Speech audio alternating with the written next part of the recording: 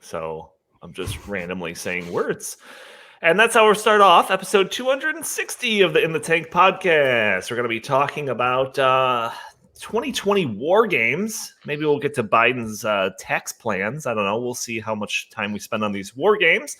As always, I'm your host, Donald Kendal, host of the In the Tank podcast, joined by, we got Justin Haskins, editorial director at the Heartland Institute. What's up, sir?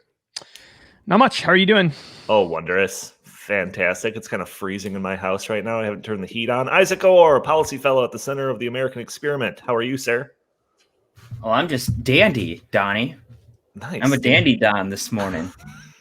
Oh, that's good. I'm a dandelion. Rawr. Oh, God.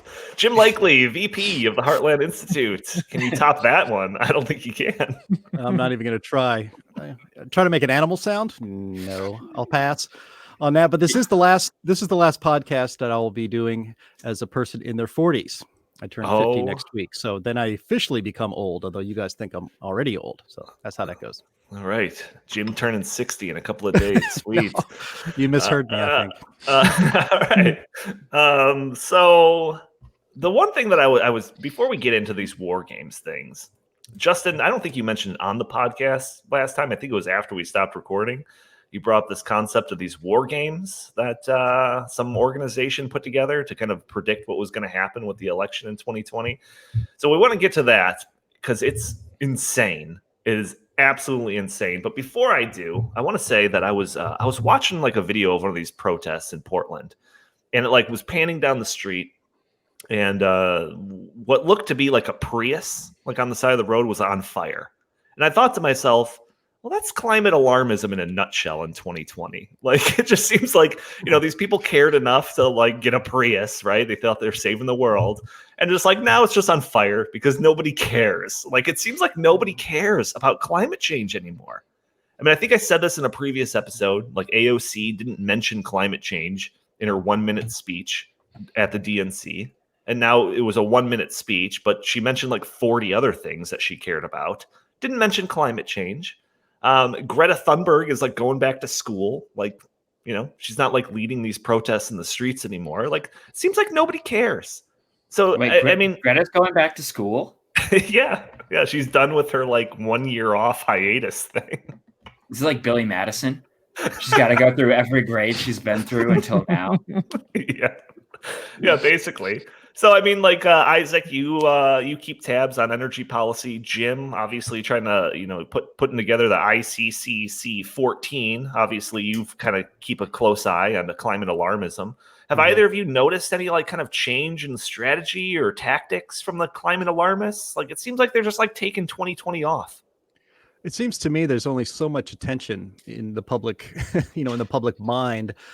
I don't know, the major American cities being set on fire, 100 days straight of riots in cities like Portland and Seattle, an election coming up that's pretty important and is getting crazier by the day, as we're going to talk about pretty soon. Watching Joe Biden, his cognitive mental decline accelerate over the last few weeks.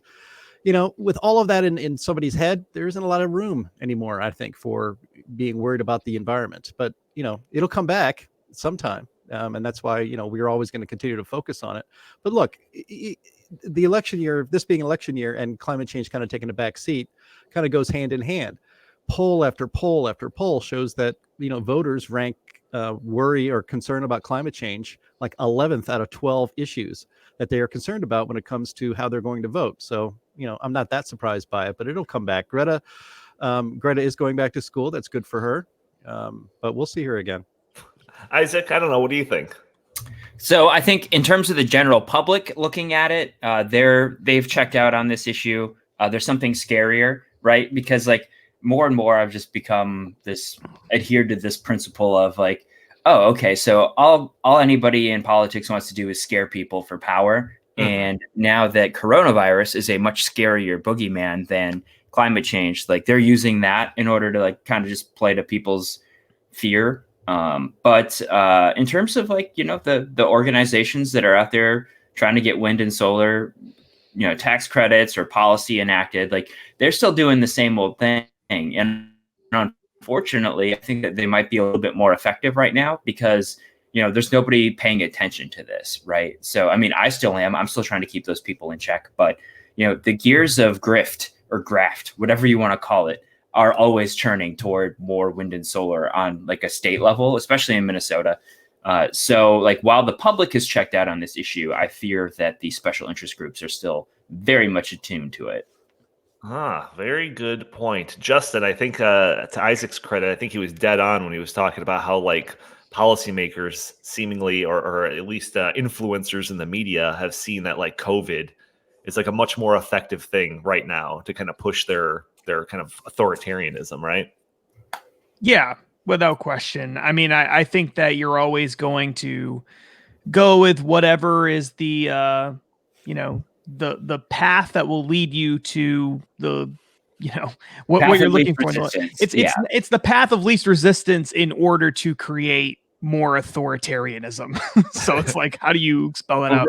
Well, right. What's convenient? Yeah, whatever the most convenient way of being an authoritarian, essentially. And so right now, the most convenient way of being a tyrant is COVID-19. 2 months from now, it might be something else. It'll probably still be COVID-19, but at some point, the COVID-19 thing is going to fade away. People are not going to be afraid of it anymore, especially once a vaccine is developed, if that actually occurs. And then they're going to have to move on to something else. And what is that something else? I still think that something else is climate change.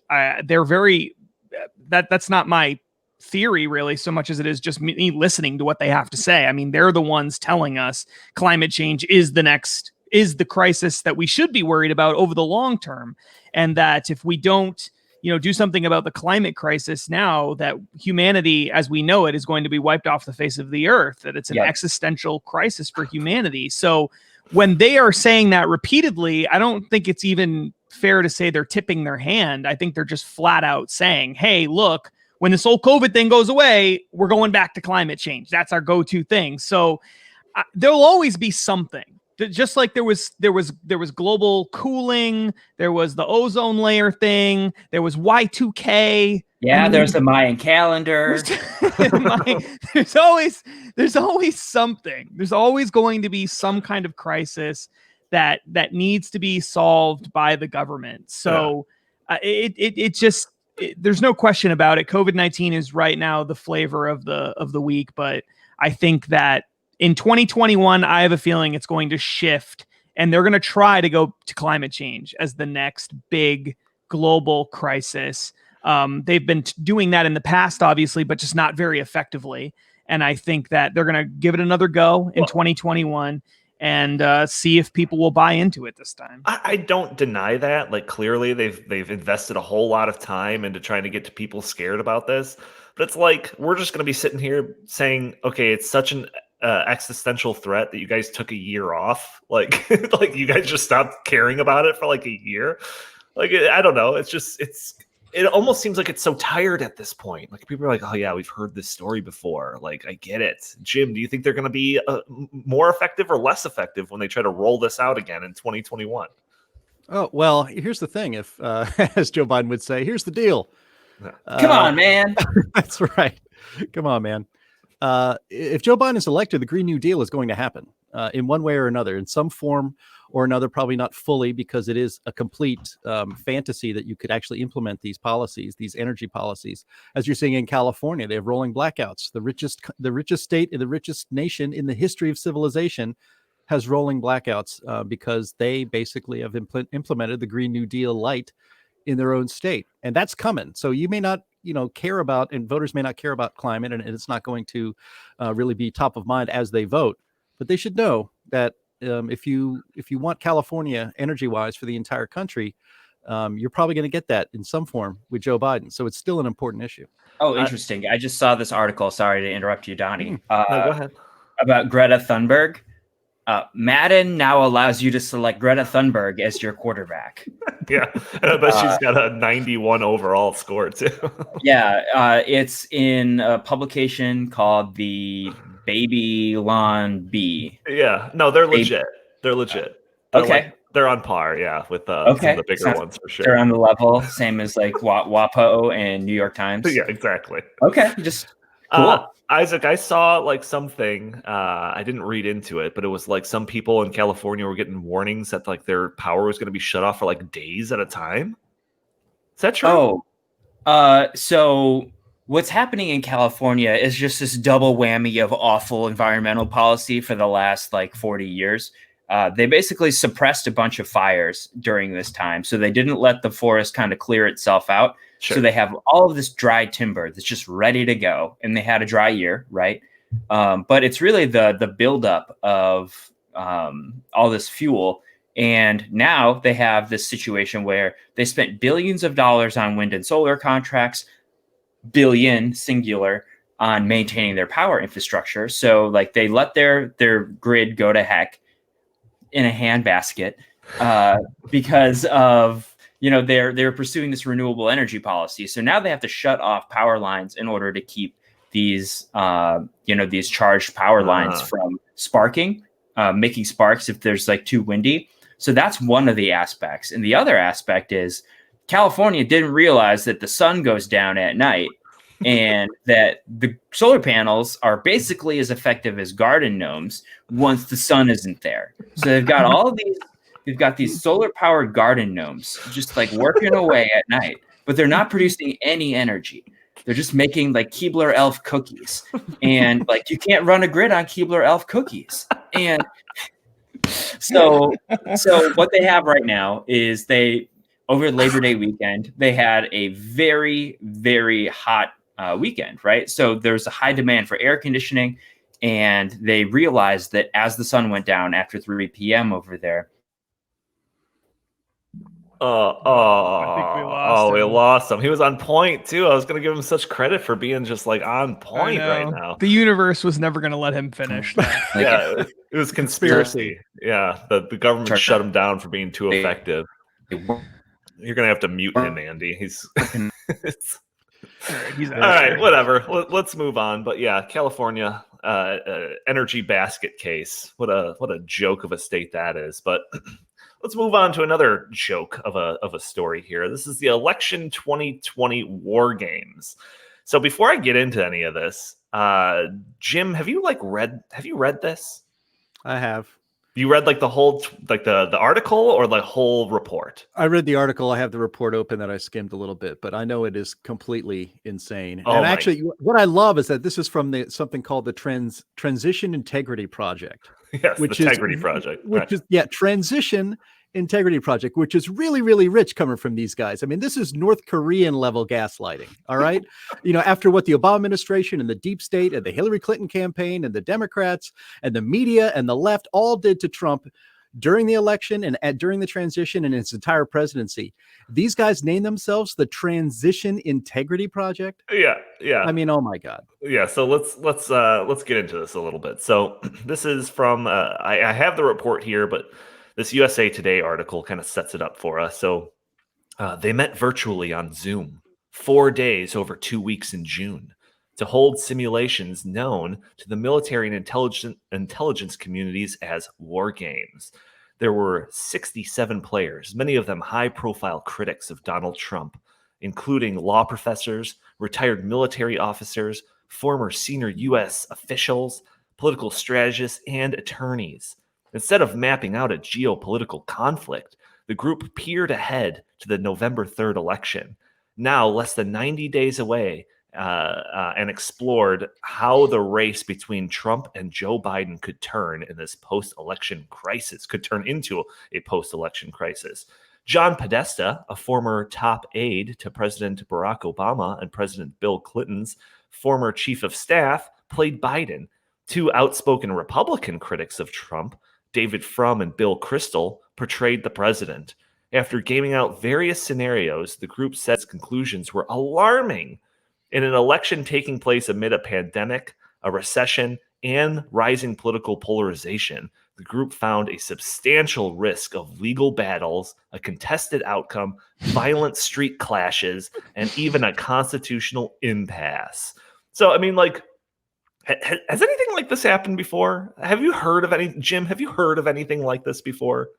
No, nothing like this has ever happened before. Because we used to, before 2016, we had what was known as, kind of the envy of the civilized world, which is the United States peaceful transfer of power. We had peaceful transfers of power during and after the Civil War.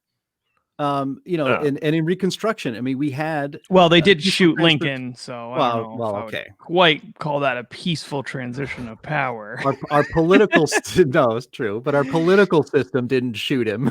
All right, That's They true. didn't assassinate him. So this is the way things used to be. I mean, this is completely new, and note that it is completely coming from the left. There's no Republican group has ever come together to kind of war game what would happen if Hillary Clinton wins the election, for instance, because a lot of people on the right thought that would have been a horrible thing, but it would never have occurred to, like, say, the Tea Party groups to war game a scenario in which the country does not accept the results of the election, and to actually kind of plot out how they're going to undermine the transfer of power and make the incoming president illegitimate in the eyes of at least half the people in the country. This is absolutely outrageous. But is anyone surprised? After what we've seen over the last 4 years, is anyone surprised that this is actually done on an official level and then told to USA Today like it's absolutely freaking normal?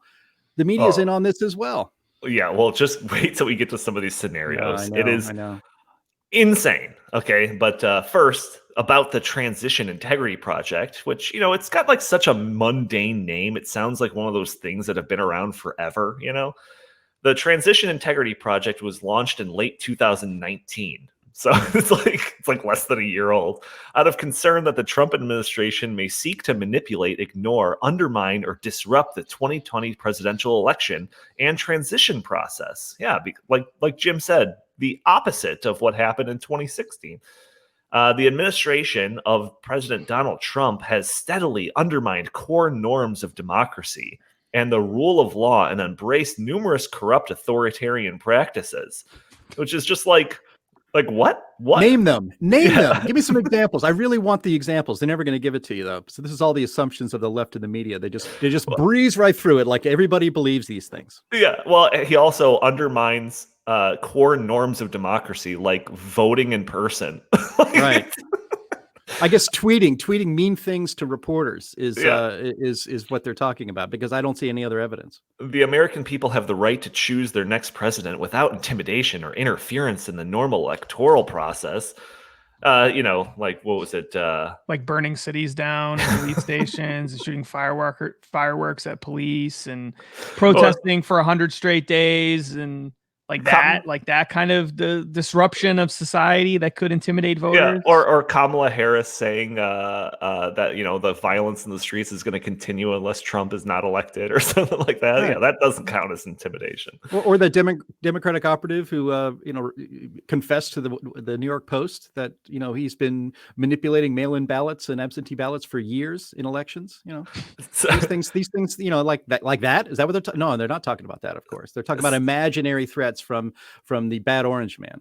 Yeah. So then the USA Today article, going back to that continues saying, in the 6 weeks since the tabletop exercises, the group's organizers said their fears of a messy outcome have only grown. Last week, Trump floated the idea of delaying the election, though he was quickly rebuffed by both Democrats and Republicans.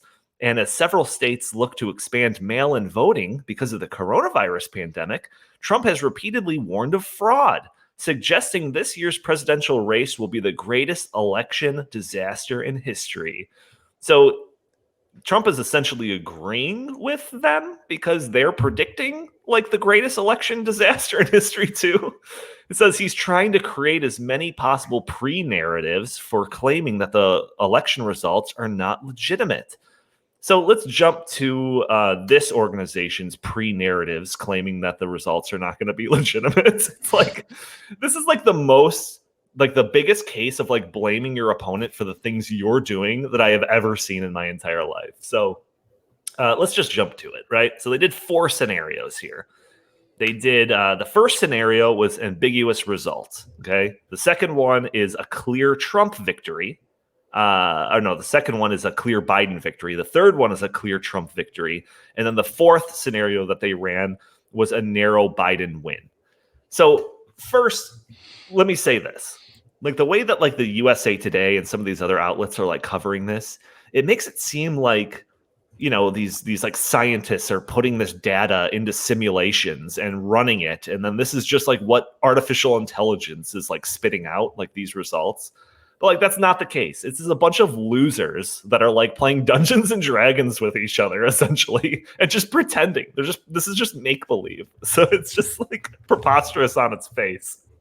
But I'll go through some of these scenarios. So and they do it kind of like in depth in the actual report here, but I'm just giving you the bullet points. So in the ambiguous result, Biden refuses to concede, says he'll be the winner once all the ballots are counted, and calls for peaceful protests until all of the things are counted. Quote, as the scenario played out, North Carolina went to Biden, Florida went to Trump, leaving Michigan as the deciding state. There, a rogue individual destroyed a large number of ballots believed to be supporting Biden, leaving Trump a narrow electoral win.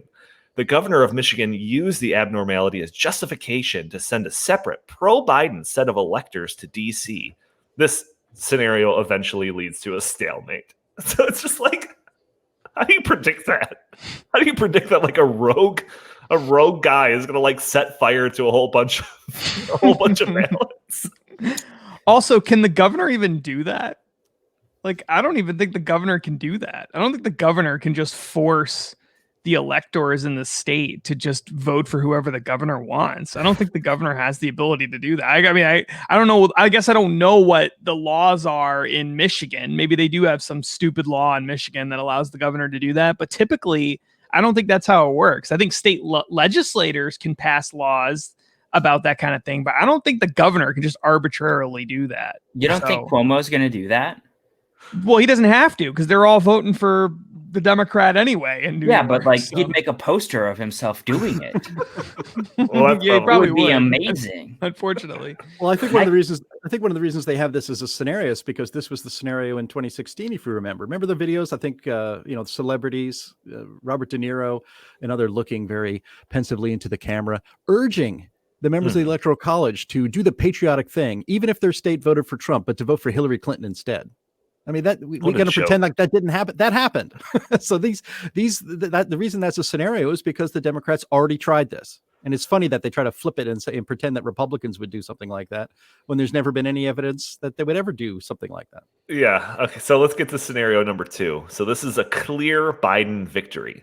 Biden wins outright in the Electoral College and the popular vote. Trump contests the results at first, but then decides to use his last weeks and months in office to preemptively pardon people, set up Don Jr. as the next candidate to run for president, and plan for the eventual release of the MAGA TV network. So it's like, okay, that's great. That seems like a fine enough thing. Like, is that a constitutional crisis? Is that what that rises to? I'm not sure. Right. It's like, okay, so he's I mean, there's some. If you were to go into the details, there's some more nefarious type stuff that Trump's doing, like trying to contest some of it at first. But eventually he's just like, yeah, I'm going to set up MAGA TV network. Like, it's like, great. Okay. I mean, that's basically what Ron Paul did with the Ron Paul Liberty Report. Good point. That no one watches. No, unfortunately not. So it's like, all right, so scenario number 3. So that was a clear Biden victory. Scenario number 3 is that's the most peaceful scenario, by the way. So far. Yeah, so far. But, a clear Trump victory. Surely we can expect the same type of gracious exit from Biden. Maybe he won't make his own network, but, he'll probably find like a good like nursing home to stay at. Yeah. So let's see. Scenario number 3, clear Trump victory. Trump's win results.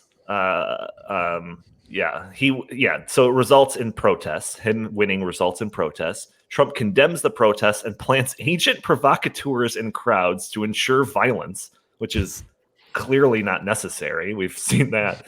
Trump cracks down on protesters, doesn't have to hold back anymore because the election's over. Biden retracts his concession and demands recounts from swing states. Biden then encourages California, Oregon, and Washington to secede, calling the coalition of states Cascadia, and then issues a list of demands, including giving statehood to Washington, D.C. and Puerto Rico, dividing California into 5 states to give them better senatorial representation, forcing Supreme Court justices to retire at the age of 70, and get rid of the Electoral College. Basically, he's not going to let his coalition of states rejoin the union until all his demands are met. All right, so the left coast secedes. So then it says one of the most consequential moves was that Team Biden on January 6th provoked a breakdown in the joint session of Congress by getting the House of Representatives to agree to award the presidency to Biden based on the alternative pro-Biden submissions sent by pro-Biden governors. Pence and the GOP refused to accept this, declaring instead that Trump was reelected under the Constitution because of the Electoral College victory. This partisan division remains unresolved because neither side backs down, and January 20 arrives without a single president-elect entitled to be commander-in-chief after noon of that day. It was unclear what the military would do in this situation. So it's like in scenario 2, where Trump loses, he's like, I'm just going to set up MAGA TV network. Compared to scenario 3, where Trump wins and Biden tries to declare like secession with the West Coast. Like, who's the bad guy in these scenarios? Clearly, it's MAGA TV. I mean, yeah, it's pretty good. And the other thing to remember too is that Biden in all these scenarios is John Podesta.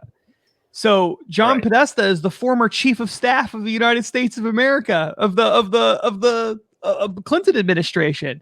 So this is one of the most powerful people in modern American history, political history on the left.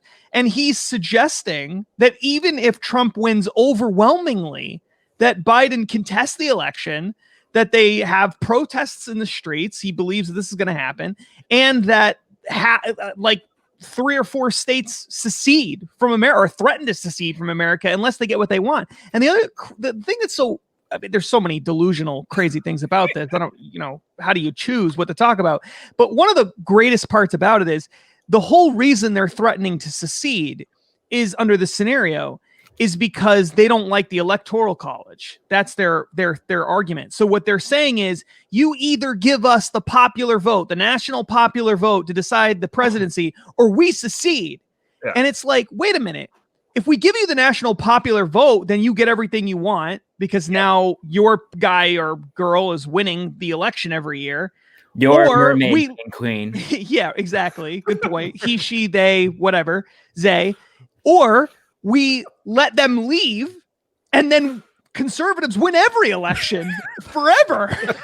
So what kind of leverage do you have here? And by the way, what are you guys going to do over there in Cascadia when you don't have any federal dollars pouring into your states? Well, how are you going to survive on the California currency that you're going to invent? Like that piece of garbage? Like they have absolutely no leverage in their invented scenario. Just think if we imposed a tax on exported electricity to California, then we could just grind them because there's no Interstate Commerce Act anymore. So we could say like, all right, well, if you want to, we could put tariffs on California power.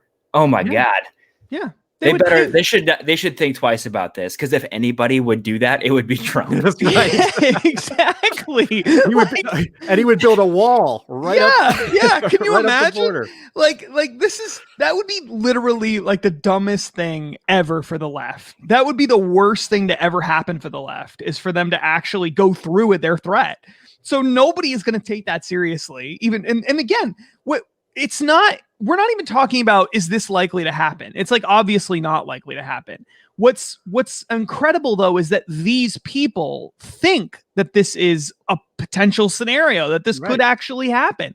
And so not only is it delusional, but it also gives away what they're planning to do, right? Like, what are they actually planning to do? This is a practice run for what happens if this thing is contested.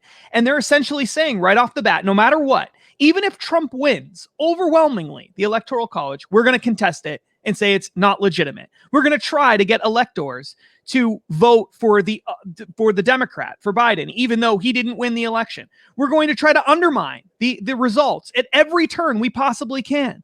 And they're openly saying this. And if we don't get what we want, we're going to threaten to secede. Like, that's the plan. That's the plan. And they're not just like quietly talking about this behind the scenes. They're like telling USA Today about it. Yeah. Like, this is the most insane, ridiculous thing I've ever heard. It'll never happen though, because like all these celebrities always say they're going to move to Canada if we vote a certain way, and like that encourages us to vote a certain way, and then they never leave. Right, they're incentivizing us to vote. They give us all the reason we could possibly want to vote a certain way, and then like they never follow through. Yeah. Well, I mean, the if you vote for Trump, we're staying in America. Oh no. Okay. Then I'd vote for Biden. Then I'd be riding with Biden. Right.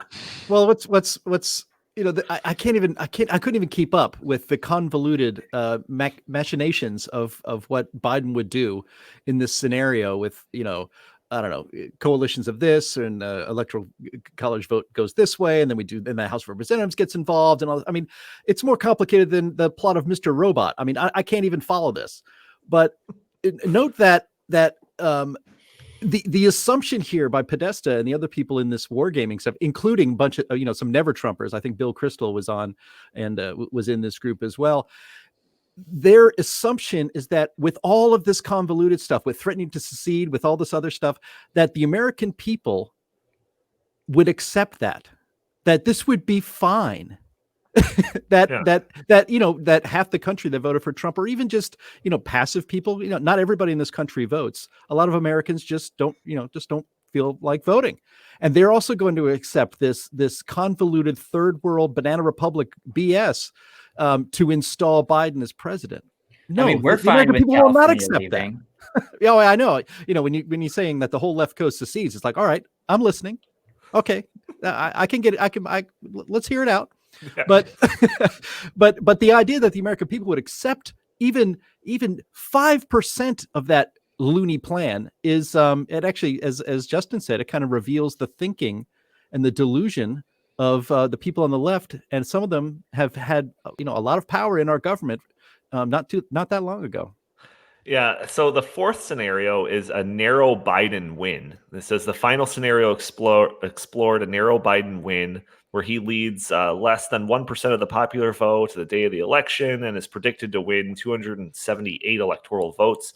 Fox News is among the major networks that called the election for Biden, though the Trump campaign does not concede, setting up an intense competition that concludes with an uneasy and combative, but ultimately successful transition. So it's like, again, it's like in all of these scenarios, we've got a group that was formed based on the delusion that like Trump is going to be this like, wannabe dictator that's going to like make sure that he stays in office. So we've got this group that's put together based on Trump derangement syndrome. It's composed of just like Democratic election strategists and never Trumpers. And even in all of their scenarios, like Trump is generally gracious in defeat. Like it's like he puts up a battle, in some of these scenarios, because obviously there's a whole lot of stuff going on. But like Biden is clearly the one that's like doing the most crazy stuff. Like, I don't get it. It's like the biggest fail in the world from these people. I don't get it. It was Hillary who said, like, don't concede under any circumstance, right? Yes. Right. Under any circumstance, she said. Like, but you are right on that. Like, that's an important point. It's so interesting that even in their scenario, even in a scenario full of anti-Trump people, they don't actually imagine Trump being the one that threatens to secede. Like, it's them. They imagine themselves threatening to secede, but not Trump, not him. No, he just goes and creates MAGA TV or gets really angry, but he doesn't threaten to secede. It's like, you guys do realize you come off as the crazy lunatics in all of these scenarios, right? like you're the bitter losers and crazy and secessionists and whatever, like in every one of these scenarios. And can we just like stop for a minute and think about the possibility, try to imagine the possibility of Joe Biden, who can barely function as a human being right now, leading this Jefferson Davis like secession movement for the creation of Cascadia And, like the idea of this guy, who can barely eat his soup, without like spilling it all over his shirt. Like this guy, like leading this new nation, like he's the George Washington or something of the left, is just total insanity. I mean, this is so wildly delusional. Now, if you wanted to tell me that Bernie Sanders was like the Portlandia George Washington, sure, yeah, I totally could see that, but Joe Biden, no, Joe Biden barely knows where he is. He's not going to be able to create a new country. And if he tries, no one's going to actually take that seriously and say, oh yeah. Well, if we don't give them what they want, then, oh my God, they might all leave. And then what will we do? I don't know. Be happier, richer, pay less taxes, something like that. I don't like that kind of attitude. It's like, what are you telling me? I never have to worry about a Clinton being president of the United States ever again? That sounds pretty damn good to me. I don't know. It's just, it's so incredibly delusional, but also dangerous, because I mean, any of these things, and it's hilarious on one level, no question about it. But in all of these scenarios, there's violence, there's bloodshed in the streets, potentially, there's vandalism, there's destruction of property, because all these scenarios where Biden loses involves mass unrest and chaos. Right. And all the stuff we've been seeing for months and months and months, except on a grander scale, because now you've got leaders, major political leaders, saying the election was stolen and this guy shouldn't be president. And when you have that coupled with all the violence and chaos we've already seen, you're setting this country up for just total chaos and disaster. And they are not denying that. They're admitting it. They're wargaming around it. Yeah. And that is really, it's so disturbing on so many levels.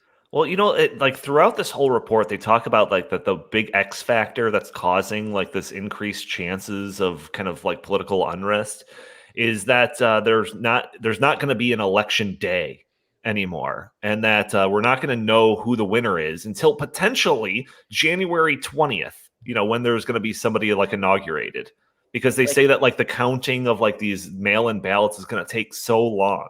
So it's just like, what side was the one that was pushing for all this mail-in balloting? Like, I assume at some point when it turns into the cluster that they're predicting that it's going to turn into, they're going to try to claim that it was Trump's idea. Like, it's like, from what we've seen in the media recently, when they're trying to say that like the protests are Trump's, or the riots are Trump's fault, and when before they were saying that the riots didn't exist, it's like, don't put it past them to try to say that in the future that like mail-in balloting was Trump's idea. Well, no, I know. Again, more gaslighting by these guys. But let's when you analyze all of these war game scenarios of chaos and strife in the United States, almost all of it is tied to the idea, as you just mentioned, Donnie, that for all of our lives, election night was kind of exciting, and for the most part, you knew who your next president was going to be that night. Yeah. The election of 2000 with Bush and Gore was the exception there in the last 100 years. We actually did know that Trump won like about, 1:30 in the morning here Central Time in 2016. But all of these scenarios are dependent actually on the chaos that the left and the Democrats are pushing upon the country through massive mail-in balloting. Now, look, and it would take, as we have mentioned, I think before, Mark Zuckerberg even is trying to normalize this. That's what the point of all of this is to normalize the chaos that the left is going to inflict on this country if Trump wins the election. But all of this is surrounded mail-in balloting. Mark Zuckerberg said we have to get used to the idea as a country that it could take days or even weeks to know who won the election, and that's because of massive mail-in voting. You know what would be a better idea? Instead of taking 2, 3 weeks, 4 weeks to count up all the mail-in ballots that are mailed to every single registered voter, and these are voters who may have voted in the last 4 years. These are people who are dead because we don't purge the voter rolls often enough. It is rife for fraud, and then of course you would have to spend weeks and weeks counting them up, and of course you would have challenges to the legitimacy of many of these ballots because if it's not signed correctly. the integrity of the vote really matters. A better idea, how about taking the weeks before the election, if you're concerned about COVID and getting it at a polling place, encouraging people to apply for a proper absentee ballot. If you want to mail in that absentee ballot, you have to do it the right way, because we have to know that you're really who you say you are and that you signed your ballot the right way. But the Democrats are not interested in that. They're not talking about that at all. It's either massive mail-in voting, which is, of course, is rife for fraud, or and that's the way it has to be. But all the chaos scenarios play out of that. How about we just do this? We go to the polling place and we vote just like normal people, just like we normally do. We can safely do that. Even the sainted Dr. Fauci says it's safe to vote in person in November. Or you do the right thing if you are worried about that and get a proper absentee ballot so that you protect the integrity of the vote. And the fact that the left and the Democrats are not even mentioning that as a possibility shows you that they are wanting to create this chaos. And that's what the whole mail-in, national mail-in election kind of stuff is all about. Yeah. So two real quick things on that. First of all, you can have in-person balloting. You can do in-person voting without even having it in a traditional way. Like, why can't you, for instance, have like drive-through voting? Where somebody is in their car, they drive up to the polling place, they hand over their ID, they get their ballot, and they fill it out in their car. They never get out of the. Why can't we do that? But like they'll be perfectly safe in that scenario. Nobody's going to get sick. They're not leaving their car. Why can't we do that? There are plenty of ways that we could do it. I mean, we could set up more polling stations. We could have more social distancing. We could do all kinds of things to make people feel comfortable. I don't know why it seems inconceivable to people that, people can go to the grocery store, but they can't, go vote. I don't understand that. Voting is a one-time thing every couple of years. Some people only do it once every 4 years. They go to the grocery store every week, so I don't understand. And the other thing that's interesting about it is there's this assumption of by everybody on the right, and myself included to a large extent, that the mail-in ballots are actually going to favor Democrats. But the truth is, we don't know that. Right. For all we know, they could favor Republicans. And the reason that I say that is because who do you think is most likely to actually do mail-in balloting? It's probably older people who are afraid of catching COVID and because they're the most susceptible group. And older people historically tend to vote Republican as a demographic.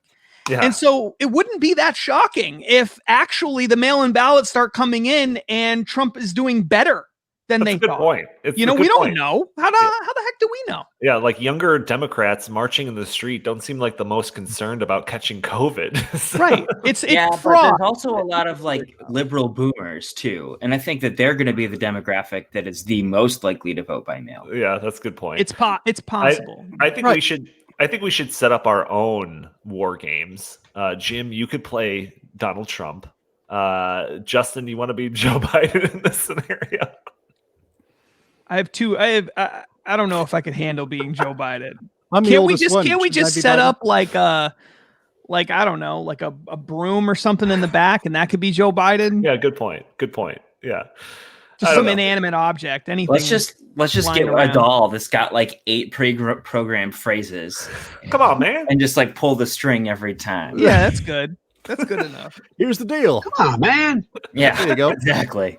Well, I mean, but Andy with the soundboard could represent Biden. That's all it takes. Yeah. No, but the point here about the mail-in voting is it's the integrity of the ballots itself. I mean, the more hands and potential hands you put that ballot into, the more chance there is for fraud or even just incompetence or just losing it. I mean, we saw pictures of ballots just dumped. And there's lots of fraud going in. A couple of elections, municipal elections, small ones had in New Jersey, I believe, had to be thrown out completely because the mail-in balloting system, because of COVID, was a complete disaster. And the idea of doing that nationwide is crazy.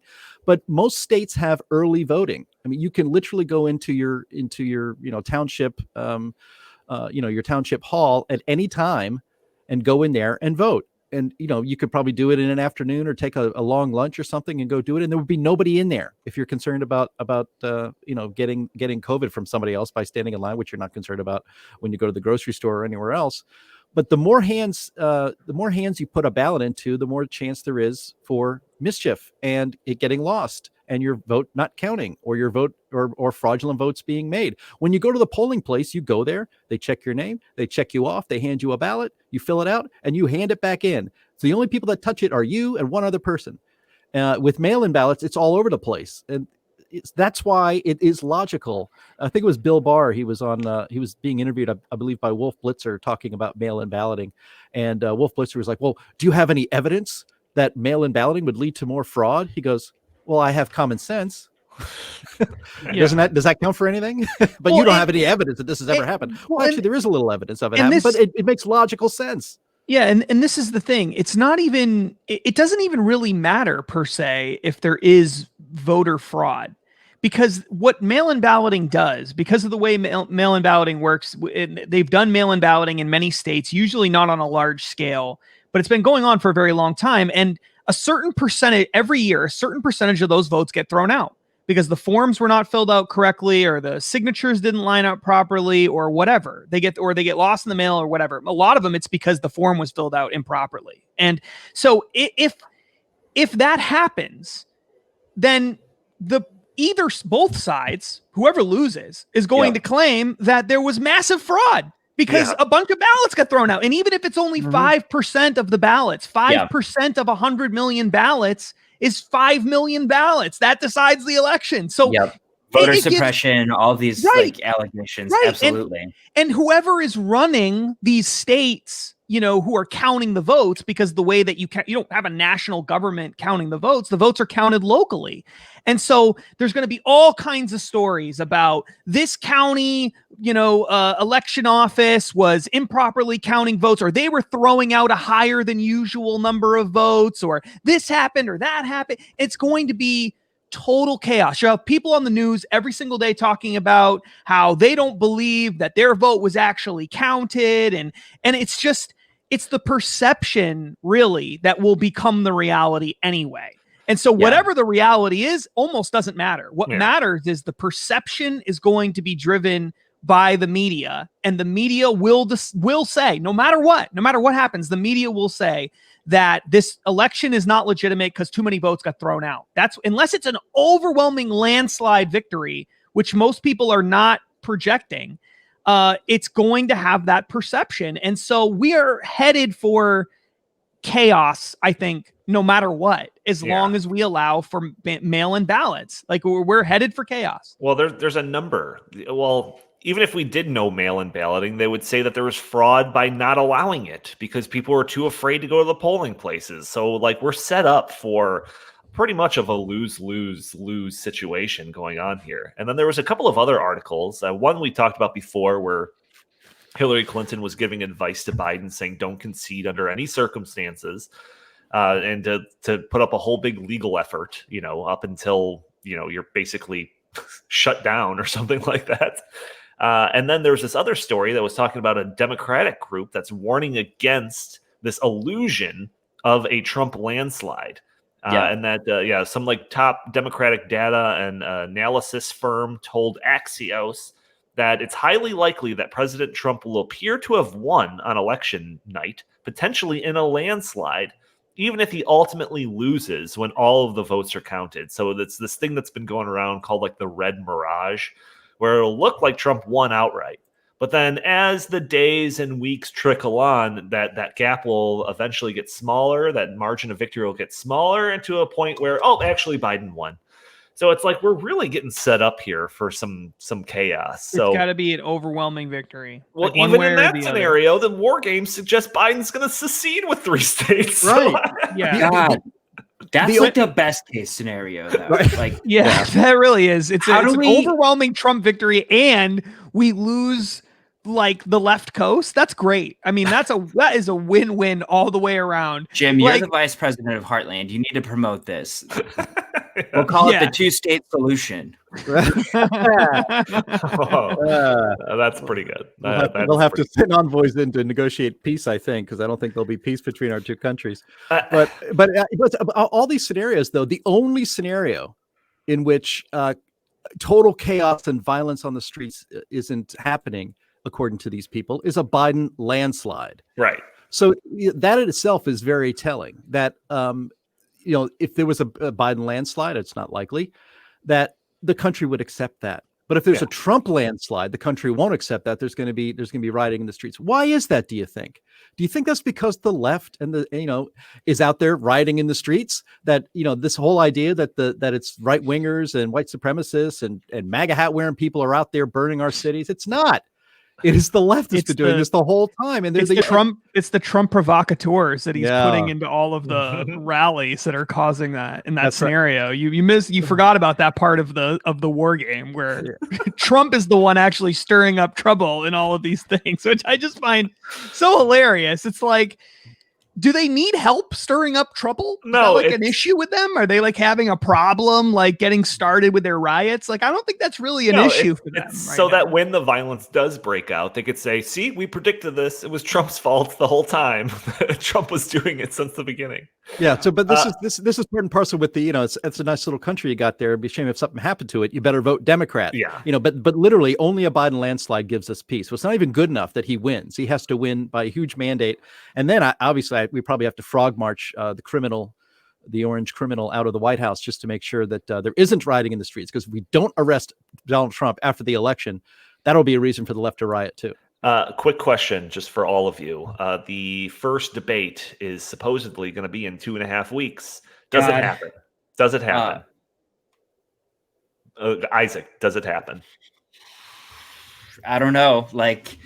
I don't think it should happen if I'm Joe Biden. If I'm Joe Biden, I don't do that. I don't think Biden's as frail as everybody says he is. I don't think he's gone as everybody says he is. He's able to read off a teleprompter, and maybe it's sad that at this point in our history as a country, we're like, oh, well, that's not that bad. But Justin, does it happen? 2.5 weeks. Do we have a debate? Yes, I think so. Although if I was him, I wouldn't do it. Jim, but I do think it will happen. Jim, how about you? Do you think the debate will happen? I think the debate will happen. In fact, I think there might be a little bit of Biden doing a little bit of an okey doke, as Obama used to say. That he's been so bad lately on his public appearances, barely as Isaac pointed out, barely able to even read a teleprompter.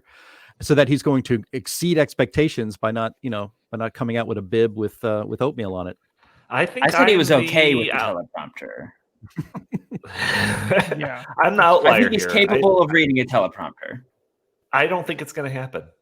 I don't think that there's going to be a debate. I think that he is going to come down with a case of COVID, and it's not bad. Don't worry. Everyone should, don't worry about him. He's fine.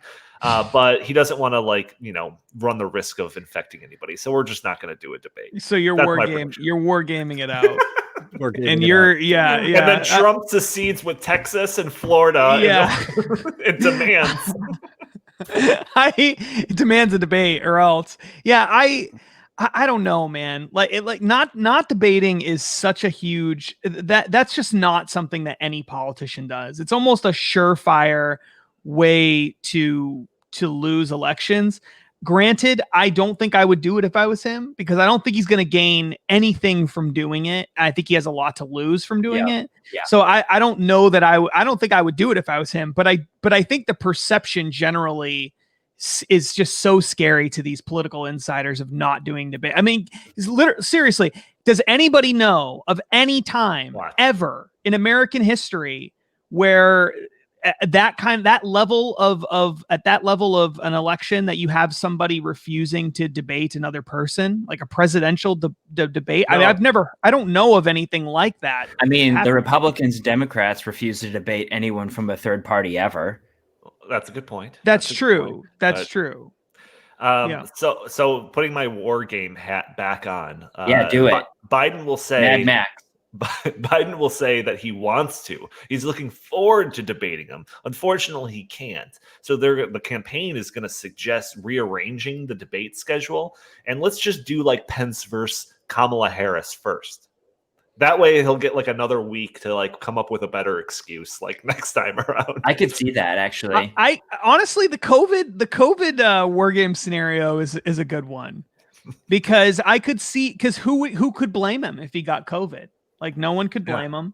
Right. So he gets COVID, can't debate because of COVID, and we're gonna have to delay it. See, I could see a scenario where he somehow tries to weasel his way out of all but one of the debates. Sure. That's possible, I guess. But out of all of them, Yeah.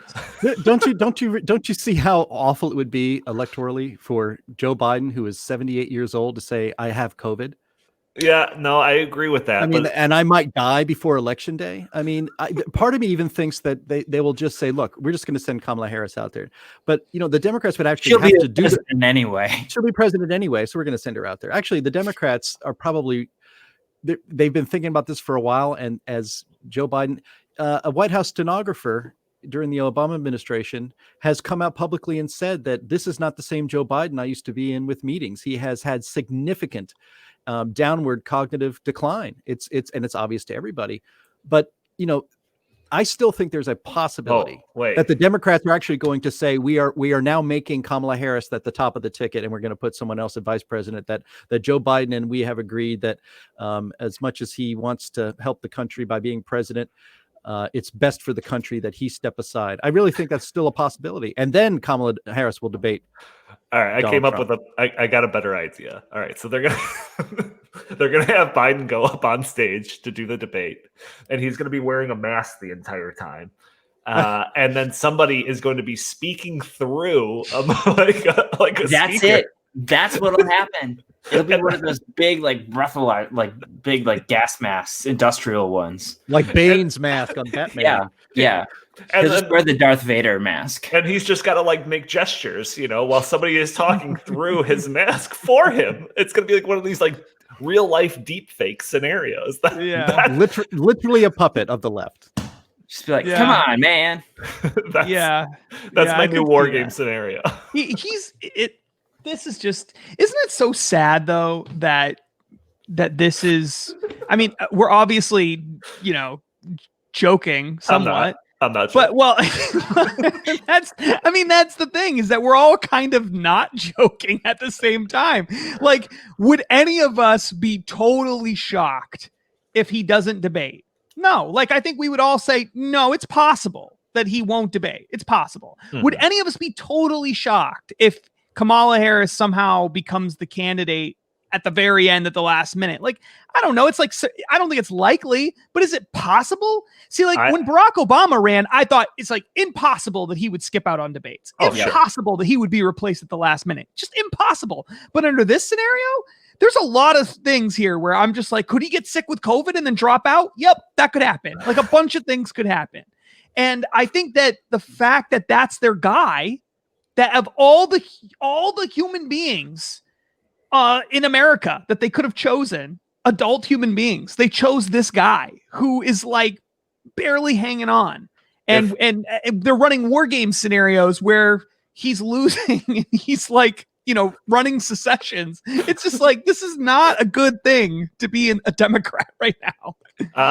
If that does happen and he somehow has to step down at the last minute and Kamala Harris takes over, I will declare victory in our survivor pool, by the way. Just to let you guys know. No, Just to let you know. You better cut me a check. I would do that. Yeah. All right. Well, By the way, we have something to settle today.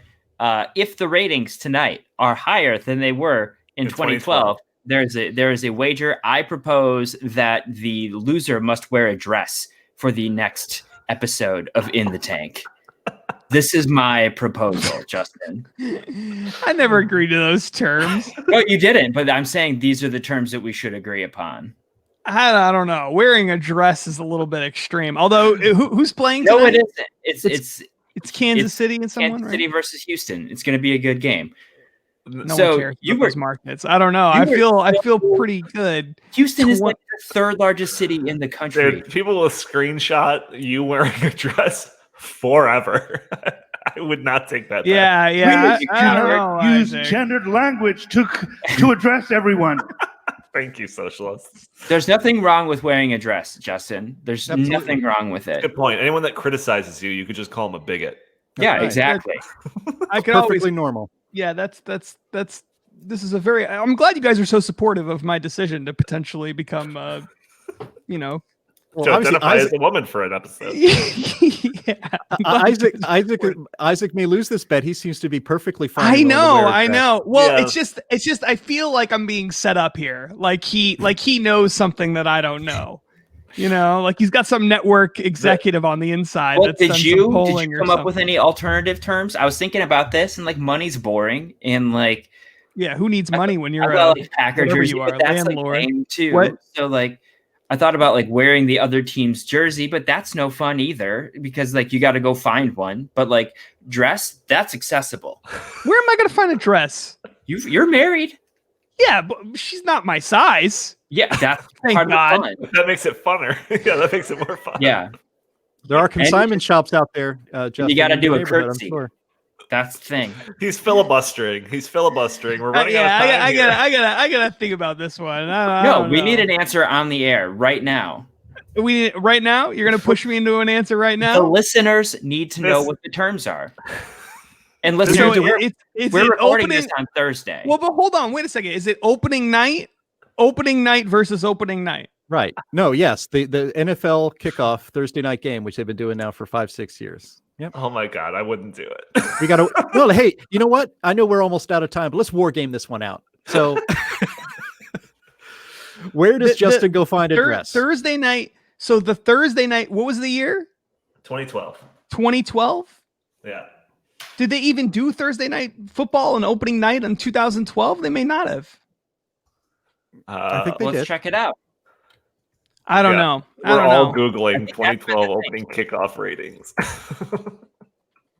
Yeah, this is I don't the know. most serious thing that's ever happened on this podcast. Well, so- yeah, it is. This is Do you the have stakes an are the alternative highest. proposal? What's that?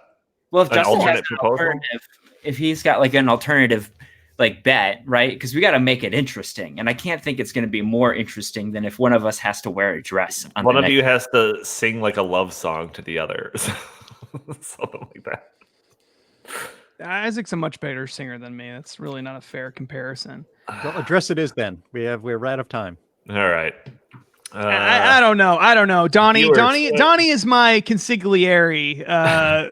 Well, you know yes what? or no, 2012's ratings were actually like much lower than a lot of the ratings around it. So, for example, 2013 was 25 million. 2012 Shut was up, 23. Donnie. So I think that he specifically, where it seemed random that he was picking a random year. No, Justin picked it. No, I last picked the episode. year. Go back Did you? and listen to And it. I picked a random year. Yeah. Oh, it's All right. Forget it's a- it. It's off. Nope. Forget it. You coward! You're All hot right, take from all right, last that'll week do was it. Totally BS. That'll do it for the No, it's episode. over. Forget it. Please. God, Please, if you like our show, please, join us every Friday for a new episode. Write a review for us on iTunes; it'd be greatly appreciated. You can find us on pretty much everything nowadays: SoundCloud, Stitcher, Google Play, YouTube, all of that stuff and more. If you'd like, you can follow us on Socialist Twitter at In the Tank Pod. You can send us your comments, suggestions, questions to the show by emailing us at inthetankpodcast@gmail.com. Justin, where can the fine people find you? At Justin T. Haskins on Facebook and Socialist Twitter. And special shout out to my consigliere, Donald, for saving me from a lifetime of embarrassment. Yeah, that's right. Thank you, sir. Jim Lakely, where can the fine people find you? At Jay Lakely on Twitter. And you can also check out Heartland Inst on Twitter. And always go to heartland.org. Isaac Orr, last words. follow me at Justin's a Coward on Socialist Twitter and at sayyesToTheDress.com. All right. Thank you all for joining us. We will talk to you next week.